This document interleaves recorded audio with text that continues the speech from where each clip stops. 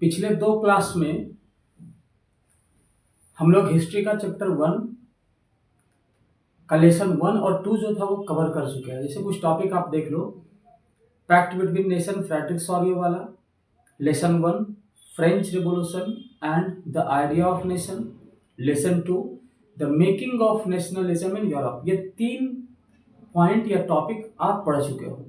कुछ क्वेश्चंस आप देख के सॉल्व करके देखो, बस ओरली हम बोल रहे हैं, आप बस इमेजिन करो कि ये क्वेश्चंस का आंसर आपके माइंड में आ रहा है या नहीं। Suppose that what is the name of word that is shown in the print of pact between nation. Number 2, what are the concept of absolutism or utopian vision?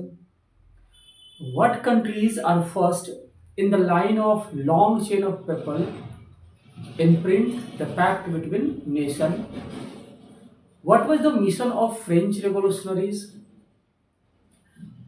How was Napoleon called an efficient administration? What titles were given to the Napoleonic army in the city of Mainz, Milan, and Warsaw? And can you justify or give any 2 or 3 examples for the downfall of Napoleon? Who were called middle class? Can you distinguish between aristocracy and peasantry? What is the term liberalism and how is it assumed by middle class? It is assumed by in politics or in economics. What are the term Zolgorin? Who were called conservatives or what are the concept of conservatism? What treaty or conditions were signed under the Vienna Congress? Who was Mazarin and what was his major concept or ideas? Why did Metternich say Mazarin was the most dangerous enemy of his social order?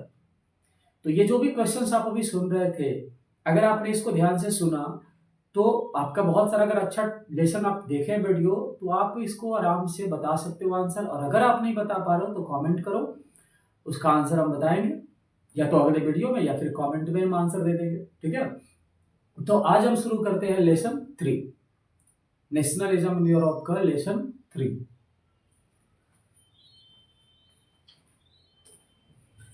क्या पढ़ेंगे हम लोग nationalism in Europe के lesson 3 में? तो देखिए lesson 3 जब जैसे अब स्टार्ट होता है, कौन सा लेसन?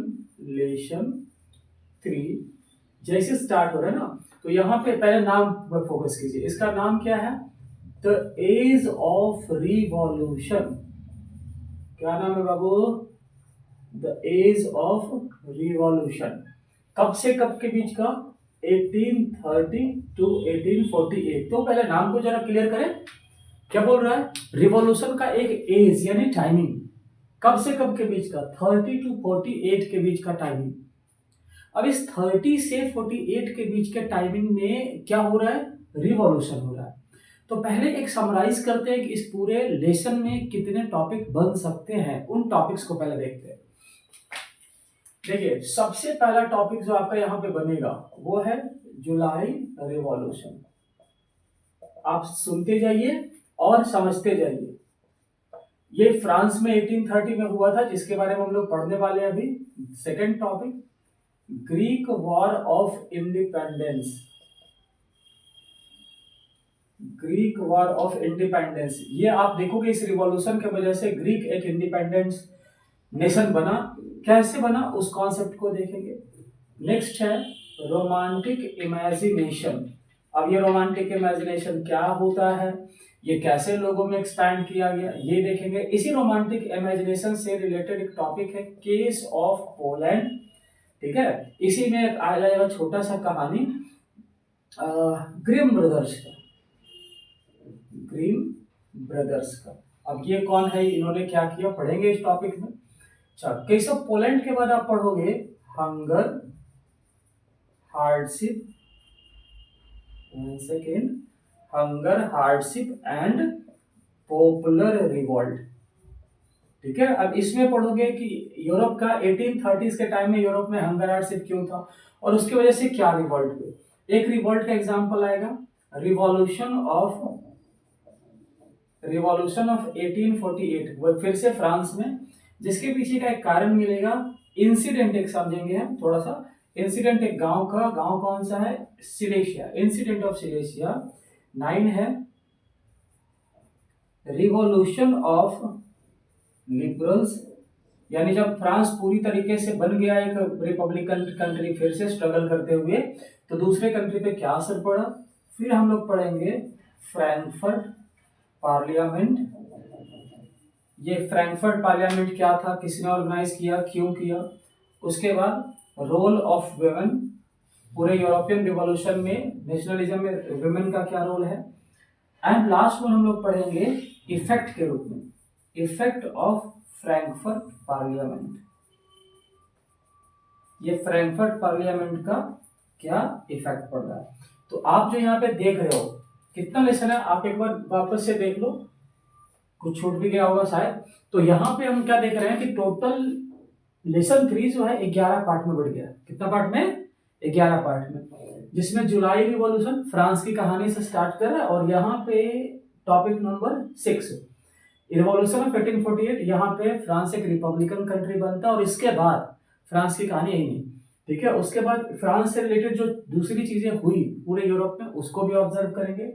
तो July revolution of 1831, Greek war of independence 2, romantic imagination 3, case of Poland 4, उसके बाद hunger hardship and popular revolt 5, revolution of 1848 6, next one है the incident of Silesia, after that revolution of liberal, फिर Frankfurt parliament, उसके बाद Frankfurt parliament के बाद role of women and last effect of Frankfurt parliament.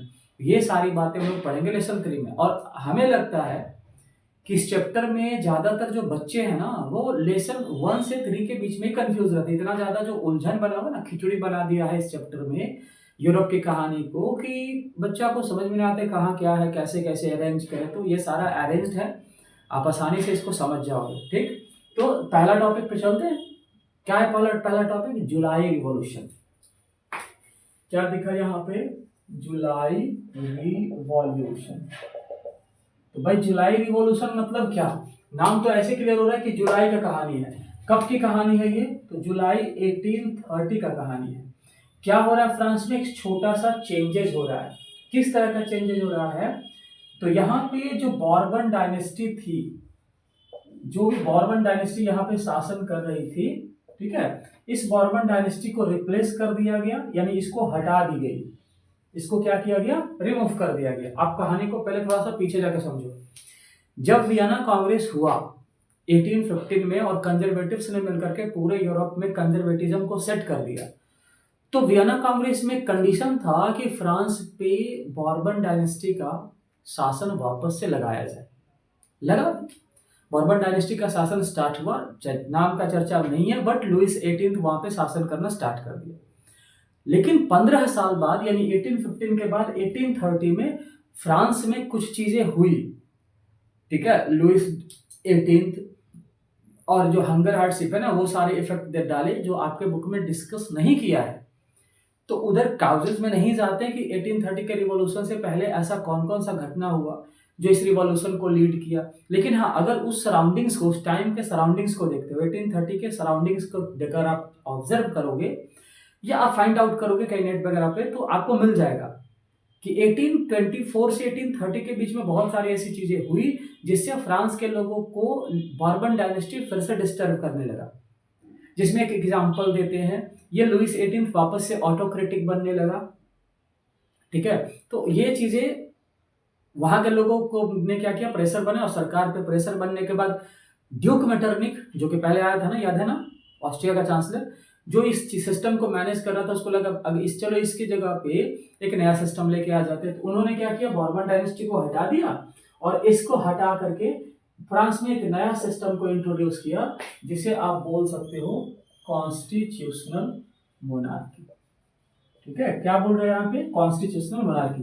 बच्चे एक और बात ध्यान देना होगा आपको, ठीक है। क्या ध्यान देना होगा कि ये जो कॉन्स्टिट्यूशनल मोनार्की है या फिर ये जो मोनार्कीज है या रिपब्लिकन है, ये फ्रांस में ऑलरेडी 1789 से हो रखा था। और बीच में जो अपहेवल हुआ ना, उस कहानी को हम देख रहे हैं। ऐसा नहीं कि कॉन्स्टिट्यूशनल मोनार्की अभी यहाँ पहली बार आई है, पहली बार भी और पहले भी हो चुका था। तो कॉन्स्टिट्यूशनल मोनार्की आया और फ्रांस में एक नया व्यक्ति को फ्रांस का हेड बना दिया। कौन है ये नया व्यक्ति? लुइस फिलिप, इसको बना दिया गया नया राजा। ठीक, अब ये कॉन्स्टिट्यूशनल मोनार्की क्या है? आप में से बहुत सारा बच्चा ये भी नहीं समझ रहे होंगे। कॉन्स्टिट्यूशन के अकॉर्डिंग जब मोनार्क शासन करे, दैट मीन्स कॉन्स्टिट्यूशनल मोनार्की। यानी जो राजा होगा वो कॉन्स्टिट्यूशन में लिखे गए रूल्स को फॉलो करेगा, उसके पावर कनेक्टेड या कंट्रोल्ड होंगे कॉन्स्टिट्यूशंस में लिखे गए नियमों के हिसाब से। उसी को यहाँ पे बोला जा रहा है कॉन्स्टिट्यूशनल मोनार्की। इसी बदलाव को नाम दिया गया जुलाई रिवॉल्यूशन। कहाँ पे?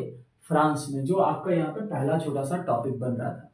अब इस जुलाई रिवॉल्यूशन का रिजल्ट ये हुआ कि जो भी अगल बगल कंट्रीज थे, उन सारे कंट्रीज में क्या होने लगा कि वो भी डिमांड करने लगे मेरे कंट्री में भी चेंज करो, जैसे फ्रांस में हुआ। इसीलिए ना बोला था वो मैटर नहीं, क्या बोला था भाई? When France नीजेस the rest of Europe catches cold. जब फ्रांस छींकता है तो यूरोप के बाकी हिस्से को सर्दी जुकाम होने लगता है। ऐसा क्यों बोल रहा है? क्योंकि फ्रांस में ये घटना हुआ और देखा देखी दूसरे कंट्री एफर्ट लगाने लगे, जैसे आपका नीदरलैंड, ठीक है, ब्रसेल्स जो बेल्जियम में वो, और ग्रीक। दूसरे कंट्री भी इस तरह के बदलाव का डिमांड करे, जिसका बेस्ट एग्जांपल है ग्रीक वॉर ऑफ इंडिपेंडेंस। क्या है भाई ग्रीक वॉर ऑफ इंडिपेंडेंस? चलो इसकी कहानी को थोड़ा सुनते हैं। ग्रीक वॉर ऑफ इंडिपेंडेंस, ये हम लोग का नेक्स्ट टॉपिक। यहाँ पे एक दूसरी कंट्री आ रही है ना, फ्रांस में ग्रीक है, ठीक है। ये ग्रीक जो है ना, इस ग्रीक के ऊपर कंट्रोल था ऑटोमन एम्पायर का। ऑटोमन एम्पायर का इस पे कंट्रोल है। कब से? तो दिया हुआ 15th सेंचुरी से, आज से बहुत साल से मुस्लिम ऑटोमन एम्पायर है जो 15th सेंचुरी को ग्रीक को कंट्रोल किए हुए। और ग्रीक में पहले से ही नेशनलिस्ट स्ट्रगल चल रहा था, बट 1821 के बाद ये स्ट्रगल थोड़ा, आप कह सकते हो, थोड़ा फास्ट हो गया या ज्यादा मतलब वायलेंट हो गया, ये कह सकते हो 1821। तो जब ग्रीक को इंडिपेंडेंट करवाया जा रहा है तो ग्रीक के किस तरह के लोग, किस तरह के रिवोल्यूशनरीज ग्रीक को स्वतंत्र करना चाहते हैं, ये समझो आप पहले। तो यहाँ पे कैटेगरी देखनी है, किसकी कैटेगरी देखनी है? वैसे लोगों की जो ग्रीक को स्वतंत्र करने का एफर्ट लगा रहे हैं। तो ये रिवोल्यूशनरी जो है ना ग्रीक में, वो 3 कैटेगरी के हो गए। पहला हो गया एक्साइल्ड ग्रीक, आप पहला नहीं किया, बाद में बोल सकते हो। पहला एक्साइल्ड ग्रीक, यानी वो ग्रीक के सिटीजन्स जिनको उनके कंट्री से निकाल दिए। दूसरा हो गए भाई ग्रीक्स, कह सकते हो, ग्रीक्स का मतलब क्या हो रहा है? जो वहीं के हैं और वो एफर्ट लगा रहे हैं। और एक तीसरा ग्रुप है वेस्ट यूरोपियन का। ये 3 कैटेगरी के लोग हैं जो चाहते हैं कि ग्रीक एक स्वतंत्र नेशन बने। ठीक बात है भाई, ये चाह रहे हैं ग्रीक, ये भी चाह रहे हैं, समझ में आ रहा है। ये वेस्ट यूरोपियन वाला काहे बोल रहा है? इसको क्या पढ़ा है भाई ग्रीक का? वेस्ट यूरोपियन में कुछ कंट्री आता है, जैसे आपका इंग्लैंड हो गया, ठीक है, फ्रांस हो गया, उधर से आप फ्रांस के अलावा फिर आपका स्पेन हो गया। तो ये जो भी वेस्टर्न साइड में, तो ये लोग क्यों पागल बने जा रहे हैं कि ग्रीक को एक स्वतंत्र देश बना, जबकि ग्रीक इधर है, ईस्ट में है, यूरोप का ईस्टर्न साइड में, ईस्टर्न के नीचे में है। तो ये क्यों कर रहे हैं ऐसा? तो वेस्ट यूरोपियन को डायरेक्ट नहीं ये सपोर्ट कर रहे, इनको बस सिंपथी है। क्यों सिंपथी है? क्योंकि लगता है कि ग्रीक क्या है? ग्रीक एक क्रैडल है, क्रैडल ऑफ सिविलाइजेशन। ग्रीक क्या है? क्रैडल है, बाकी सारे सिविलाइजेशन की ये जननी है। और ये लोग क्या कर रहे हैं ना, जो भी यूरोप में, सब लोग नहीं, यूरोप में 2 ही कैटेगरी के लोग हैं। आप एक कह दो पोएट और दूसरा आप कह दो आर्टिस्ट या राइटर्स। ये लोग अपनी कविताओं में, कहानियों में ग्रीक को प्रति सिंपैथी दिखा रहे हैं कि भाई ग्रीक स्वतंत्र होना चाहिए। जिसमें एक एग्जाम्पल भी पोएट का बहुत फेमस एग्जाम्पल है यहाँ पे, लॉर्ड बायरन का। ये व्यक्ति कर रहा है, ये क्या कौन है? एक ब्रिटिश सरस है। ये क्या कर रहा है कि पोएम लिख रहा है और ग्रीक के लिए सिंपैथी दिखा रहा है। उसके बाद और क्या कर रहा है ये व्यक्ति, कि ये व्यक्ति फंड ऑर्गेनाइज कर रहा है अपने कंट्री से और जाकर के सपोर्ट कर रहा है यहाँ के रिवोल्यूशनरीज को। और कभी कभी तो युद्ध भी लड़ने के लिए चला जा रहा है फ्रंट पे, और जाकर के, मतलब इस तरह से हम ये समझ रहे हैं कि वेस्ट यूरोपियन भी ग्रीक को एक स्वतंत्र देश बनाने का प्रयास कर रहे थे, जिसमें ये एग्जाम्पल मिला, ये जिससे क्वेश्चंस रहता है। तो ये ग्रीक की कहानी है जो 1832 में एक नेशन बना। 1832 में एक नेशन बन रहा है एक ट्रीटी के साथ। ट्रीटी कौन सा है? Treaty of Constantinople. इसी के साथ ये ग्रीक एक स्वतंत्र नेशन बना।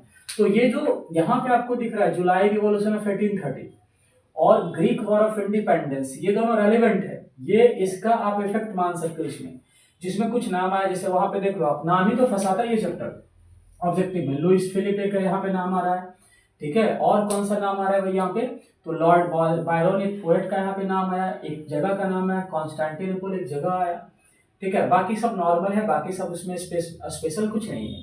तो ये हम लोग कवर कर लिए इस लेसन 3 का 2 टॉपिक। कौन कौन सा, जुलाई रिवॉल्यूशन ऑफ 1830, दूसरा ग्रीक वॉर ऑफ इंडिपेंडेंस।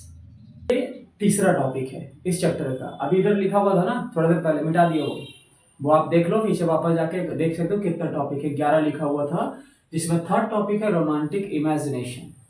ये रोमांटिक इमेजिनेशन को कैसे डिफाइन करेंगे, पहले इस कॉन्सेप्ट को समझो। देखो इसे शॉर्ट में रोमांटिक इमेजिनेशन को रोमांटिसिज्म भी लिखा जा सकता है क्या ये, तो आप इसको क्या बोल सकते हो कि ये एक प्रकार का, it was a cultural movement. ये उस टाइम में एक प्रकार का क्या था, कल्चरल मूवमेंट था। कल्चरल समझ रहे हो ना, मतलब जो कल्चर है, जो कस्टम्स है, जो ट्रेडिशंस है, उससे रिलेटेड किसी तरह का लोगों में मूवमेंट, ये है कल्चरल मूवमेंट। तो क्या है ये भाई, ये कैसे रिलेट कर रहा है नेशनलिज्म से, तो it was a cultural movement that south to develop the sense of nationalism. जो नेशनलिज्म की सेंस को क्या कर रहा है, डेवलप कर रहा है। कैसे, तो कह रहा है थ्रू, भाई थ्रू मतलब किसके थ्रू, एक ऐसा कल्चरल मूवमेंट है जिससे लोगों में एक सेंस जनरेट होगा। कैसा सेंस, नेशनलिज्म का। तो किसके थ्रू, तो कह रहा है पेंटिंग्स आप ले लो, इसके थ्रू हो सकता है, ठीक है। आप और क्या ले सकते हो, तो कल्चर से हो सकता है ये, और क्या ले सकते हो आप, तो लैंग्वेज से हो सकता है ये चीजें, और क्या चीज से हो सकती है भाई, तो और हो सकता है म्यूजिक से, और आगे बढ़ो, और क्या चीज से हो सकता है, डांस से भी, और फॉकटेल्स से भी हो सकता है, यानी कहानियों से भी हो सकता है। ऐसी बहुत सारी चीजें जिससे लोगों में क्या आ सकता है, रोमांटिक फीलिंग आ सकती है, रोमांटिसिज्म आ सकता है। जैसे हम या आप जब नेशनल एंथम बनता है, बजता है, तो एक फीलिंग आती है, रोमांटिक इमेजिनेशन। जब आप झंडा फहराते हो तो एक फीलिंग आती है, रोमांटिक इमेजिनेशन। जब कंट्री के किसी लेजेंड या फिर किसी शहीद का फोटो जब आप देखते हो, किसी नेशनल फ्रीडम फाइटर का, तो फिर एक फीलिंग आती है, वो भी क्या है, रोमांटिक इमेजिनेशन। तो इस तरह के फीलिंग्स को जनरेट किया जा रहा था 1830s के दौर में पीपल्स के बीच में, जिसको रोमांटिक इमेजिनेशन कहा गया। तो यहाँ पे इतनी सारी चीजें यूज की जा सकती है लोगों में एक सेंस क्रिएट करने के लिए। तो इन सारे जो एग्जाम्पल इस तरीके से हमने लिखा है, इन सबका एक एक एग्जाम्पल है जो हम अभी देखने वाले हैं। जैसे पेंटिंग्स में, आपके बुक में एक पेंटिंग्स है, बहुत बड़ा पेंटिंग दिया हुआ है, पेंटिंग का नाम है द मैसेकर एट चाओस लिखा हुआ है। ये स्पेलिंग शायद गलत हो, इस तरह से लिखा हुआ है। उस पेंटिंग्स में दिखाया गया है कि ग्रीक पे जब अटैक हुआ, ठीक है, तो 10,000 से ज्यादा ग्रीक्स मारे गए। आप एक काम करो, इसको आप अपने बुक में देख लो, या हम अभी बुक में आपको दिखा रहे हैं, जस्ट होल्ड। ये वाला पेंटिंग्स की हम बात कर रहे हैं। बनाने वाला व्यक्ति का नाम यूजीन डेलाक्रोइक्स। कौन है भाई ये यूजीन डेलाक्रोइक्स? चलिए देखिए, इस पेंटिंग की बात हो रही थी। तो ये जो पेंटिंग आप यहाँ पे देख रहे हो, ठीक है, यहाँ पे देखो एक्सप्लेनेशन दिया हुआ नीचे, मैसेकर एट चियोस 1824 का। कितना बड़ा पेंटिंग, 4.19 मीटर लंबा और इतना चौड़ा। बनाने वाला यूजीन डेलाक्रोइक्स, जिसमें दिया हुआ है कि इस घटना में 20,000 से ज़्यादा ग्रीक को मार दिया तुर्क्स ने, ठीक है, आइलैंड ऑफ चियोस में जगह, ये आइलैंड से कोई, ठीक है, जिसमें इनके प्लाइट्स को, इनके दुख को दिखाया जा रहा है इस पेंटिंग्स में। तो ये क्या कर रहा है, एक तरह से सेंस बता, ये क्या समझा रहा है आपको, एक सेंस समझा रहा है। किस तरह का, कि कैसे किसी चीज को, किसी पेंटिंग्स को देख करके हम पास्ट से रिलेटेबल हो सकते हैं और अपने कंट्री को फील कर सकते हो। तो ये फीलिंग नेशनलिज्म है, और क्या। इसी फीलिंग को आप रोमांटिक इमेजिनेशन का, या फिर इसको आप पैट्रियोटिक फीलिंग भी बोल सकते हो। तो ये हो गया पेंटिंग्स का पहला एग्जाम्पल। अब आइए कल्चर में। कल्चर को लेके एक दूसरा व्यक्ति आपके बुक में कैरेक्टर है जोहान गुटफ्राइड हर्डर। अब ये महाशय जी क्या बोलते हैं कि अगर ट्रू नेशनलिज्म देखना, ये जर्नलिस्ट है, ये बोल रहे हैं कि अगर ट्रू नेशनलिज्म देखना हो तो आप सिर्फ दास वॉल्क में ही देख सकते हो। It means common people of Germany. Das walk मतलब कॉमन पीपल ऑफ जर्मनी, यानी इनका कहना है कि रोमांटिसिज्म या ट्रू कल्चर का स्पिरिट जो है वो सिर्फ कॉमन पीपल में पाया जाता है, चाहे कंट्री कोई भी हो। ठीक है, तो ये भी एक फीलिंग है। हम लोग जो सेलिब्रेशन करते हैं ना छोटे छोटे त्योहारों को, बड़ा अच्छे तरीके से एनर्जेटिक तरीके से सेलिब्रेट करते हैं, वो दिखाता है हमारा कल्चर के प्रति हमारा इमोशंस। इस चीज को ये बोल के बता रहे हैं। अच्छा, आ जाओ लैंग्वेज में। तो ये जो लैंग्वेज और डांस और म्यूजिक है ना, इसको समझने के लिए कंट्री का कहानी ही समझ लेते हैं, जो आपका इस लेसन का फोर्थ टॉपिक है। पोलैंड का देख रहे हैं कहानी, जो कि 3 कंट्री में बटा हुआ है। कौन कौन सा? एक है प्रशिया, ठीक है, दूसरा है रशिया एंड तीसरा है ऑस्ट्रिया। और इन तीनों में सबसे ज्यादा डोमिनेटिंग यानी सबसे ज्यादा जो हिस्सा कब्जे में रखे हुए हैं वो है रशिया, यानी रशिया का डोमिनेशन पोलैंड पे चल रहा है। तो ये नहीं हम समझा रहे हैं आपको कि पोलैंड कैसे स्वतंत्र हुआ, बस हम ये समझा रहे हैं कि पोलैंड में जो सिविलियंस है, पोलैंड के जो लोग हैं, वो कैसे रशिया के रशिया के डोमिनेंस को कैसे अपोज कर रहे हैं। और जो उनको अपोज करने का मेथड है ना, वो ये रोमांटिक इमेजिनेशन, उसको आपको देखना है। ये आजादी बाजादी नहीं समझ रहे, ठीक है। तो पोलैंड आपका रशिया के कंट्रोल में है, ये बात क्लियर है। अब क्या कर रहा है रशिया कि ये डोमिनेट कर रखा, और क्या कह रहा है कि हर चीज मेरे अकॉर्डिंग होनी चाहिए। तो पोलैंड के लोग क्या करें, म्यूजिक डांस वगैरह का सपोर्ट लेकर के अपना नेशनलिज्म की फीलिंग्स को रिवील कर रहे हैं और इसको विरोध कर रहे हैं। जैसे म्यूजिक में आप बुक में जाके देखो, म्यूजिक में एग्जांपल है कैरेक्टर का जिसका नाम है कैरोल कुरपिंस्की, और वो ओपेरा के थ्रू नेशनल फ्रीडम को सेलिब्रेट कर रहा है, ओपेरा म्यूजिक के थ्रू। उसी तरह से डांस में एग्जांपल है तो डांस का पोलोनेज एंड मजूर का, वो भी पोलैंड के कल्चर को शो ऑफ कर रहा है। और इसी तरह से पोलैंड की अगर लैंग्वेज की बात की जाए तो वह पोलिश लैंग्वेज है। रशिया वालों का कहना है कि आप रशियन लैंग्वेज यूज करो हर काम में, बट पोलैंड के जो लोग हैं वो हर काम में क्या कर रहे हैं, किए जा रहे हैं यूज अपना लैंग्वेज पोलिश।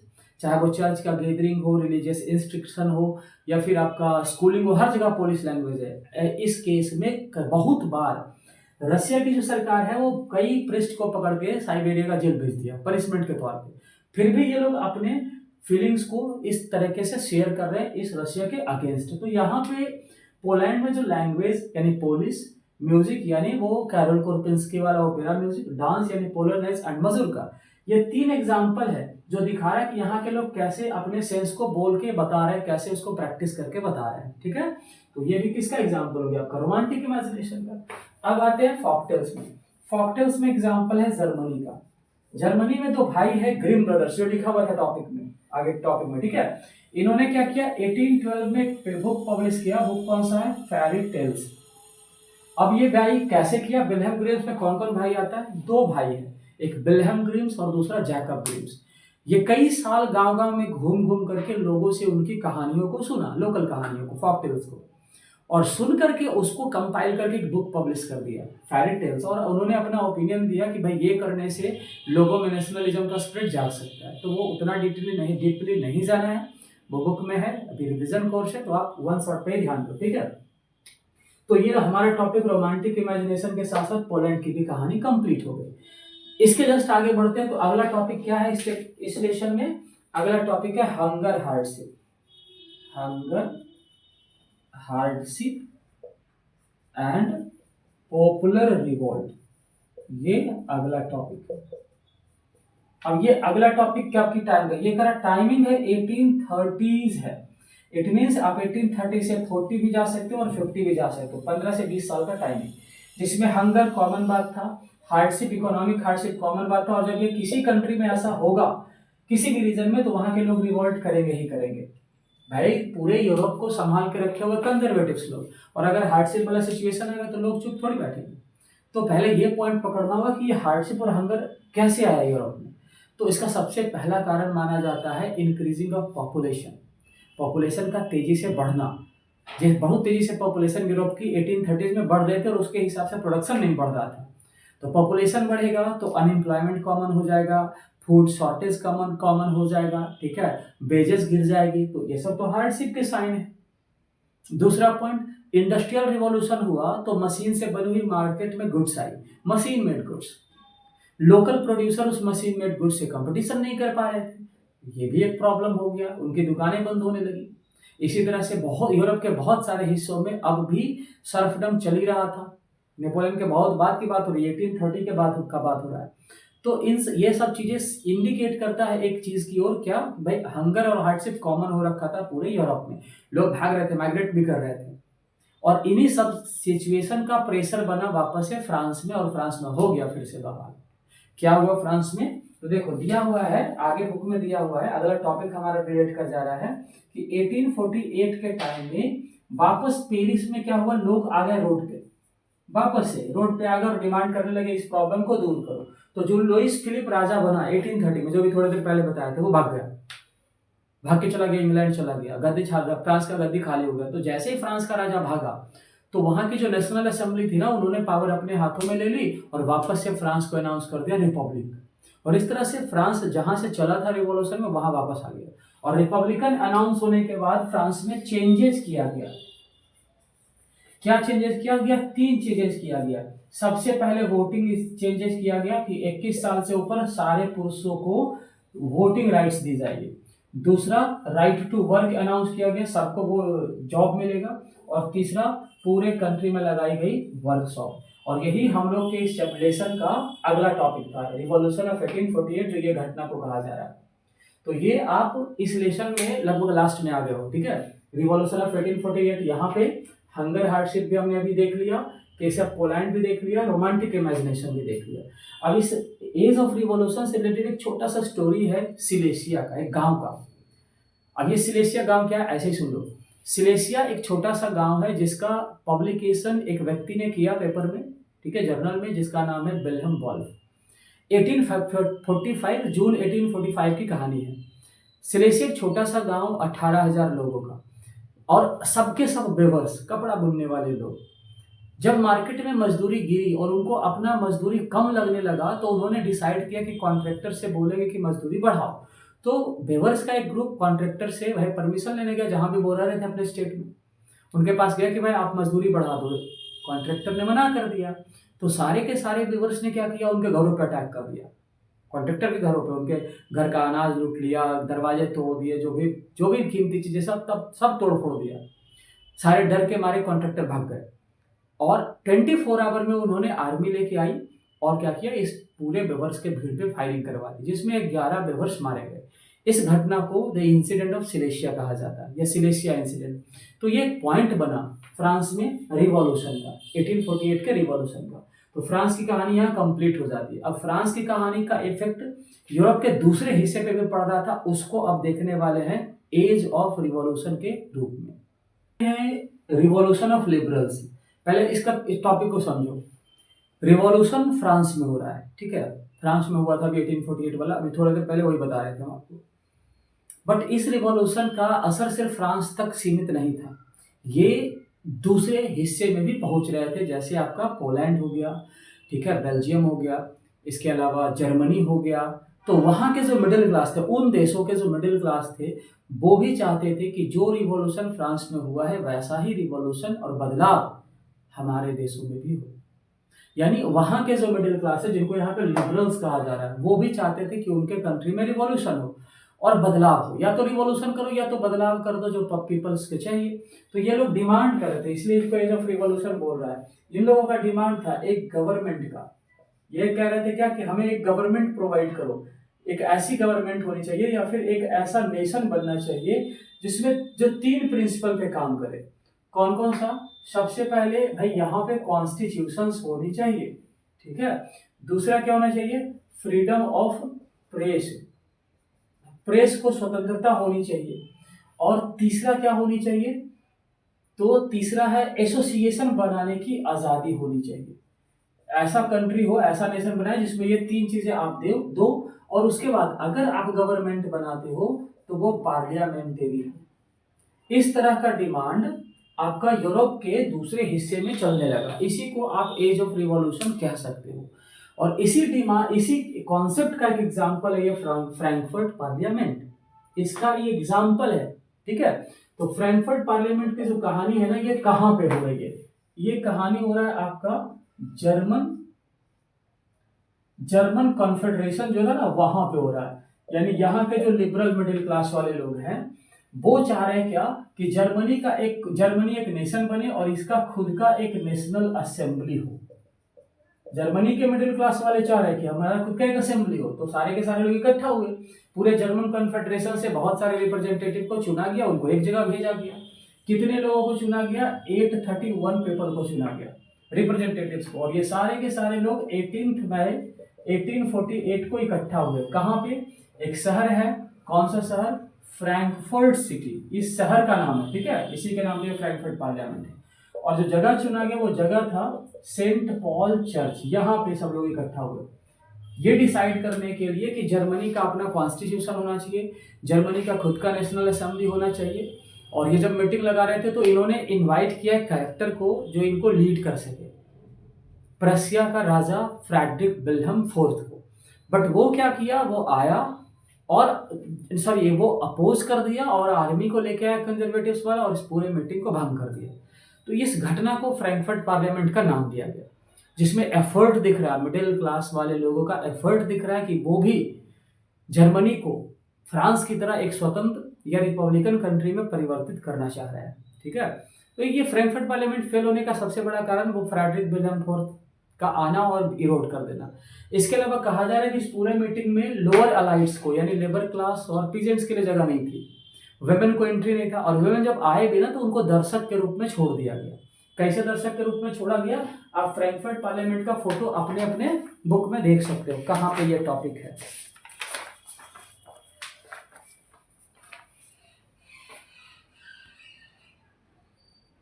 देखो, ये है आपका फ्रैंकफर्ट पार्लियामेंट की कहानी, जो आपको यहाँ पे दिख रहा है। बहुत बड़ा चर्च है, देख रहे हो, 831 लोग रिप्रेजेंटेटिव इकट्ठा है। यहाँ पे लिखा हुआ है फ्रैंकफर्ट पार्लियामेंट। और इसमें ये जो गैलरी है ना, यहाँ पे औरतों को दर्शक बना के छोड़ देगा, मीटिंग नीचे लगा हुआ है। तो ये तो गड़बड़ हो रहा है भाई। आप जिनकी संख्या ज़्यादा है, आप उनको जगह नहीं दे रहे हो इसमें, ये तो गलत हो रहा है ना। तो इस वजह से ये फ्रैंकफर्ट पार्लियामेंट चल नहीं पाया। दो टॉपिक छोटा छोटा बचा कि इस फ्रैंकफर्ट पार्लियामेंट के जस्ट नीचे लिखा हुआ था रिवॉल्यूशन में वुमेन का क्या रोल था। तो अगर पूरे नेशनलिज्म के रिवॉल्यूशन को आप ऑब्जर्व करो, चाहे वो यूरोप का किसी भी हिस्से का हो, तो औरतें ने वो सारा काम किया। लिबरल मूवमेंट में ज्वाइन की, न्यूज़पेपर फाउंड की, खुद की एसोसिएशन बनाई, डेमोन्स्ट्रेशन में पार्टिसिपेट की, सारा काम की। लेकिन जब दिख रहा है कि इस तरह के काम हो रहे हैं तो इनको डिनाई किया जा रहा है। जैसे रिवॉल्यूशन हुआ तो इनको पैसिव सिटीजन में रखा गया फ्रांस में, इधर फ्रैंकफर्ट पार्लियामेंट रख रहा है तो इनको दर्शक बना के छोड़ दिया गया, और कुछ ही नहीं। तो वुमेन का जो रोल था ना वो सीमित था, और उनके रोल की वजह से जो उनके लाइफ पे इफेक्ट था वो भी बहुत कम ना के बराबर था। एंड लास्ट, इस फ्रैंकफर्ट पार्लियामेंट का इफेक्ट क्या पड़ा? तो यूरोप के कुछ हिस्से में लोगों को यह रियलाइज होने लगा, स्पेशली मोनार्क को, कि यह रिवॉल्यूशन को दबाया नहीं जा सकता, इससे अच्छा लोगों की डिमांड को पूरा करो। तो कुछ जगह पे चेंजेस देखने को मिला। आप बुक में देख सकते हो क्लियरली, सेंट्रल और ईस्टर्न यूरोप में मोनार्कीज ने चेंजेस किए 1815 के बाद भी, और इधर भी चेंजेस हुआ, जिसमें दिया हुआ कुछ जगह पे सर्फडम और बॉन्डेड लेबर को खत्म कर दिया गया। उसी तरह से हाब्सबर्ग एम्पायर का जो हिस्सा था वहां पे ये चीजें की गई। तो ये लेसन 3 में टोटल 11 टॉपिक था, 11 हमने बनाया, ठीक है। उस 11 टॉपिक में क्या क्या कॉन्सेप्ट आया स्टार्टिंग में, उसी से ये वीडियो स्टार्ट हुआ था। तो आप उसको देखोगे तो आसानी से ये कवर हो जाएगा। और ऑलरेडी लेसन 1 और 2 जो है उसका एक वीडियो क्लिप ऑलरेडी पहले से प्लेलिस्ट में अपलोडेड है, ठीक है। रिवाइज कीजिए, जल्द से जल्द कोशिश करेंगे कि लेसन 4, 5 और 6 एक वीडियो में आ जाए, ठीक है। चलिए बंद करें आज।